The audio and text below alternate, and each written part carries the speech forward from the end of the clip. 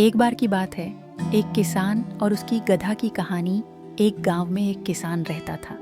उसके पास एक गधा था जो हर दिन खेत पर उसके साथ काम करने जाता था। गधा बहुत मेहनती था और हमेशा किसान की मदद करता था। किसान गधे से कहता था, तुम्हारे बिना मेरा काम नहीं चल सकता, तुम मेरे सबसे बड़े सहायक हो। गधा सोचता, मैं अपनी पूरी कोशिश करता हूँ, मुझे खुशी है कि मैं मदद कर रहा हूँ। एक दिन किसान को एक सुंदर और शक्तिशाली घोड़ा मिला। किसान ने सोचा कि अब वह घोड़े से काम लेगा और गधे को आराम देगा। किसान ने गधे से कहा, अब से यह घोड़ा खेत में काम करेगा। गधे, तुम बूढ़े हो गए हो, तुम्हें आराम करना चाहिए। किसान ने घोड़े को खेत में जोता, लेकिन घोड़ा भारी काम नहीं कर पाया। कुछ ही देर में वह थक गया और काम छोड़ दिया। किसान परेशान हो गया।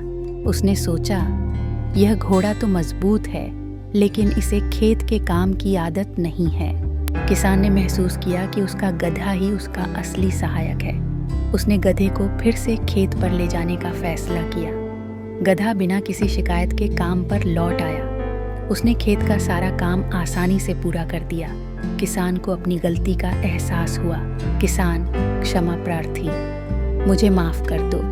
गधे, मुझे अब समझ आया कि तुम कितने काम के हो।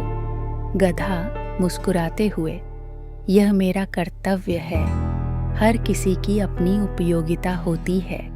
किसान ने समझा कि हर प्राणी की अपनी भूमिका होती है। गधा भले ही साधारण लगता हो, लेकिन वह उसका सबसे बड़ा सहायक था। किसान ने गधे को प्यार से थपथपाया और कहा, मैंने तुम्हें कम आंका था, अब मैं जानता हूँ कि तुम मेरे सबसे बड़े सहायक हो।